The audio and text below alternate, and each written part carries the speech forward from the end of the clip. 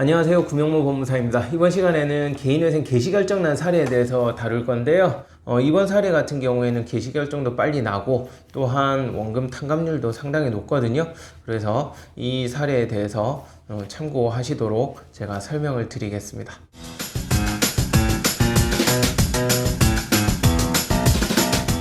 우선 이 고객께서는 나이는 40대 후반 남성분이셨고요. 그 다음 결혼하셨다가 이혼을 하셨습니다. 그 외에 자녀는 2명이 있었는데 본인은 양육을 하신 게 아니었고 이혼한 전 배우자가 양육을 하고 계신 상태였고 양육비 지급한 내역도 사실 몇 년 동안 없었어요. 그리고 재산이라고 하면은 월세 보증금 외에는 특별한 재산은 전혀 없으셨고요.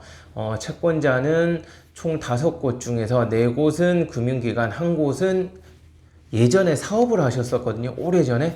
그 당시에 거래처에 발생한 채무였습니다. 또 총 채무 금액은 약 1억 원 정도 됐고요. 최근 대출금은 없었어요. 1년 이내 대출을 받은 적은 없었고요. 개인 회생이나 파산을 신청해 본 적도 없었습니다. 직장을 다니셨고요.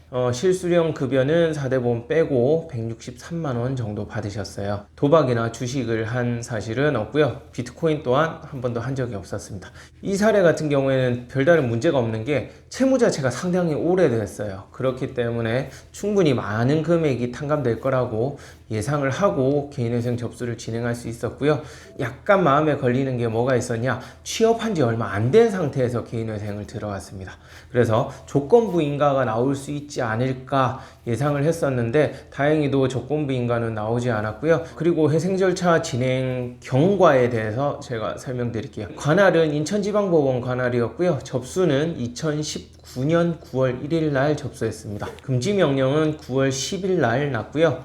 그 외에 보정은 한 2억 원 정도 중간에 있었고 개시 결정은 2020년 2월 8일 날 개시 결정이 났어요. 채권자 집회는 2020년 3월 24일 날 예정되어 있습니다.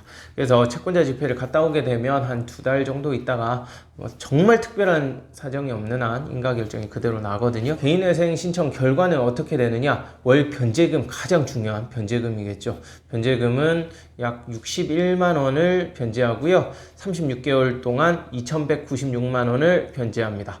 그렇게 해서 변제율은 원금의 약 22.3% 정도 되고 원금의 7,600만 원 정도 탕감을 받는 것으로 그렇게 개시 결정이 났어요. 결과적으로 이분 같은 경우에는 개인회생 신청 접수할 때 예상했던 금액 그대로 나왔고요.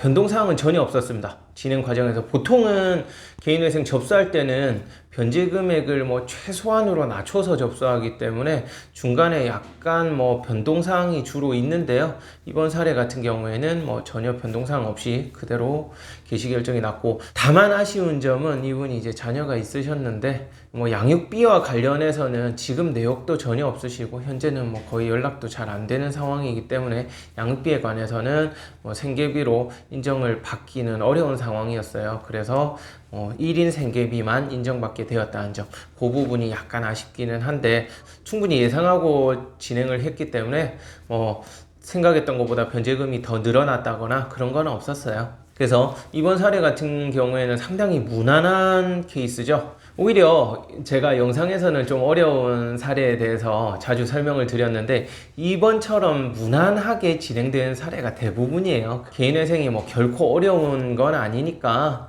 법무사와 또 이렇게 잘 상의를 해서 진행하신다면 좋은 결과 있을 거라고 생각합니다. 네, 끝까지 시청해 주셔서 감사하고요. 구독, 신청, 좋아요 부탁드리겠습니다. 이상 회생 읽어준 남자 구명모 법무사였습니다. 감사합니다.